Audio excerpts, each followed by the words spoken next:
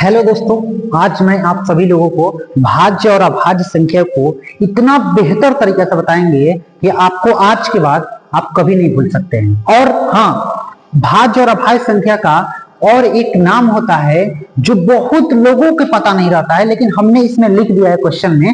ध्यान से देखिएगा माय डियर दोस्त, ध्यान से देखो क्या बोला है यहाँ पर। देखो, अभाज्य है ना, अभाज्य संख्या का एक दूसरा नाम क्या होता है? रूढ़ संख्या। क्या नाम होता है? रूढ़ संख्या। क्लियर है? अब देखो, हमने लिखा है डिफिनेशन के बारे में, क्या लिखा है? जो संख्या स्वयं और एक के अलावा दूसरे से नहीं कटती है।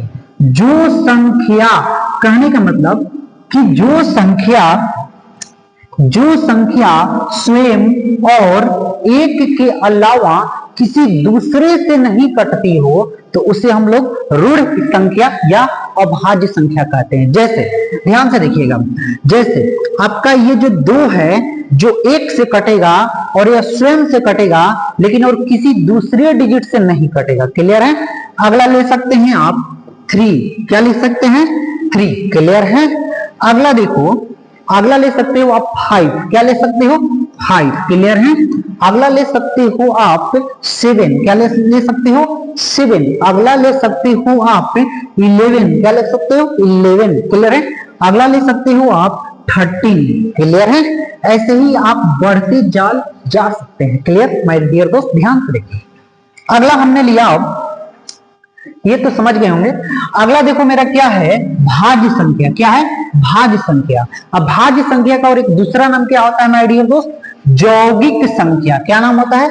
यौगिक संख्या। ठीक है? अब देखो, इसका डिफिनेशन के बारे में हमने क्या लिखा है कि जो संख्या, क्या बोला गया है? ध्यान से देखिएगा। जो संख्या स्वयं और एक के अलावा और किसी और संख्या से, यहां पर लिख सकते हैं, किसी और संख्या से विभाजित होती हो तो उसे हम लोग यौगिक संख्या या भाज्य संख्या कह सकते हैं। लेकिन अब जैसे में क्या होगा देखिए, जैसे के लिए आप ले सकते हो 4। क्या ले सकते हो? 4 एक ऐसी संख्या है जो एक और स्वयं और किसी दूसरे से भी कटता है ना, यानी कि 4 को हम 2 से डिवाइड कर सकते हैं। तो मेरा पहला भाज्य संख्या 4 होगा माय डियर दोस्त। चलिए अगला हम क्या ले सकते हैं? अगला हम 6 ले सकते हैं। क्यों? 6 जो है 1 से कटेगा और खुद से भी कटेगा, और 6 2 और 3 से भी कटेगा ना किसी दूसरे से।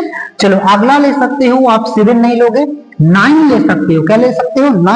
9 भी स्वयं से कटेगा, एक से भी कटेगा और किसी दूसरे से भी कटेगा, तो आप इसको ले सकते हैं। अगला क्या ले सकते हैं? 10 ले सकते हो। बिल्कुल, 10 जो है खुद से कटेगा और स्वयं से कटेगा और एक से भी कटेगा और किसी दूसरे से भी कटेगा, तो आप ले सकते हैं। क्लियर है? अगला देखो, ऐसे ही आप बढ़ते जा सकते हो। जैसे आपका ये 12 भी हो सकता है। क्लियर है? अगला 15 भी हो सकता है, अगला 18 भी हो सकता है, अगला 20 भी हो सकता है, अगला 21 भी हो सकता है। इसमें बहुत लोगों को डाउट रहता है माय डियर दोस्त, ध्यान से देखिएगा। 21 एक भाज्य संख्या क्यों है?